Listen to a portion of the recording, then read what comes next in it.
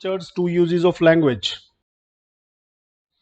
I.A. Richards, one of the most influential literary critics of 20th century, explains his essay Two Uses of Language. He explains that language has two basic purposes. बहुत simple सी बात है, एक scientific use है, एक emotive use है.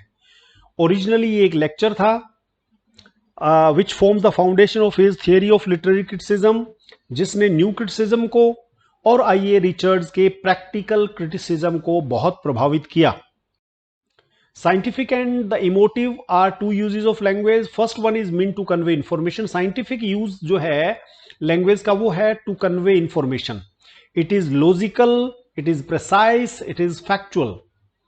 In this use, words are employed to describe the world accurately in a way that can be proved true or false.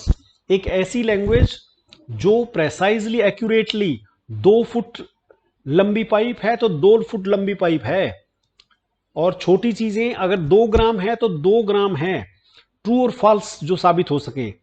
Richards calls this referential और denotative use of language.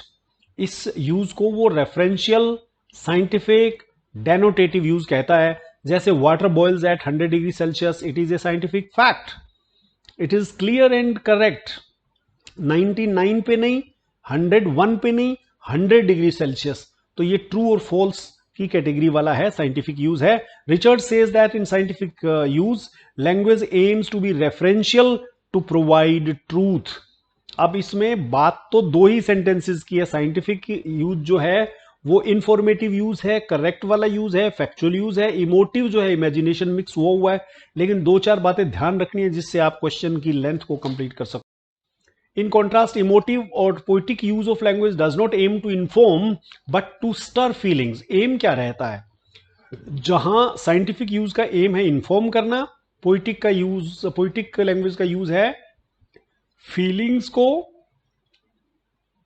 को छेड़ना, influence करना attitude को, और एक ऐसा experience reader के mind में create करना जो वो क्रिएट करना चाहते हैं वो शब्द. It is associative, symbolic, often rich in sound, rhythm, emotional suggestions. इसमें symbols का यूज होता है, allusions का यूज होता है, myths का यूज होता है ना. तो वो suggestions होता है, वो सिर्फ जो है ना एक लिमिटेड उसका स्कोप नहीं होता है. Richard writes poet uses language to modify your attitude. Poet language का यूज करता है हमारे एटीट्यूड को मॉडिफाई करने के लिए. इन्फॉर्म करने के लिए नहीं. पोइट्री हिस्ट्री नहीं है about the world in which in the way that science does. Science scientific से बिल्कुल अलग है ये. A good example is a thing of beauty is a joy for ever. अब ये कौन कहता है कि thing of beauty is a joy for ever? मान लीजिए किसी ने किसी को देखा जो बहुत खूबसूरत था, उसका दिल लुट गया, तो उसके लिए a thing of beauty Joy की बजाय सोरो फॉर एवर नहीं बन गया? क्योंकि ये कोई फैक्ट नहीं है, ये तो पोइट की अपनी कल्पना है. वो कहता है thing of beauty is a joy for, negative side को उसने देखा ही नहीं है ना. This is not factual statement. This line meant to evoke an emotional aesthetic response. He asserts that the difference lies not in words themselves but in the way they are used. शब्दों को किस तरह से इस्तेमाल किया गया है उस पर डिपेंड करता है. Richards warns that many misunderstandings in reading poetry happen when readers treat it like scientific writing.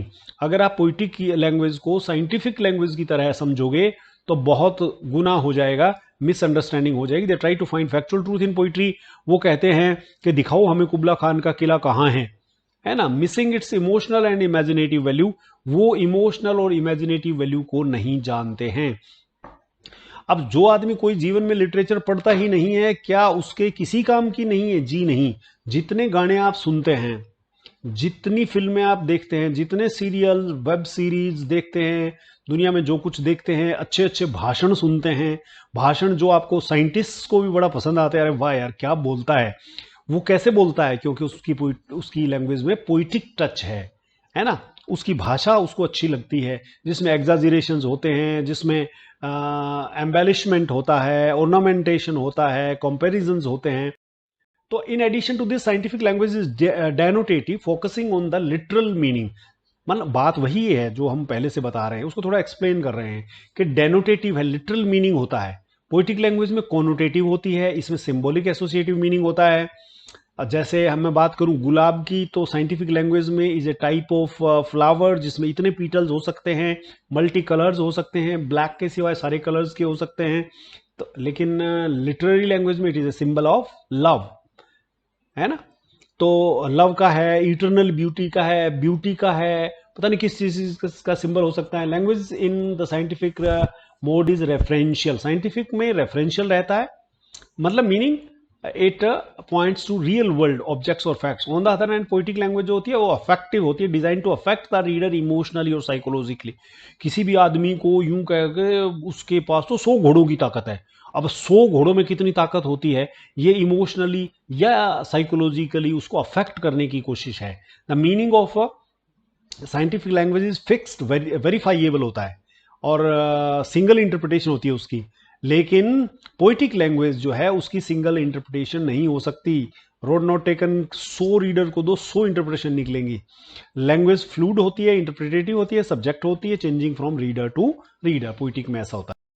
Conclusion की बात करें तो वही बातें हैं, हम कंक्लूजन में कहेंगे कि साइंटिफिक लैंग्वेज पावरफुल इंसाइट है ये ऐसे जो साइंटिफिक और साइंस और लिटरेचर में डिफ्रेंशिएट करता है। The two functions differ sharply in purpose, structure, effects. Richards insists that a failure to understand these differences leads to serious misunderstanding of literature, especially poetry. Richards urges us to be careful and conscious about how we use language to interpret words. Importantly, he does not say that one use is better than the other. अच्छी बात यह है कि वो language of poetry को, poetic language को scientific language से better नहीं बताता, क्योंकि दोनों का अपना अपना रोल है। Both are valuable. इस तरह का छोटा सा सेंटेंस बीच में लिखना भी वैरायटी को ऐड करता है, अच्छा रहता है। Richards theory influence new criticism, और प्रैक्टिकल क्रिटिसिज्म को भी, रीडर रेस्पॉन्स थियरी को भी इसने अफेक्ट किया। And it focuses on close reading of the text. It even foreshadows ideas in reader response theory, जहां पर रीडर का reaction becomes part of meaning of the text.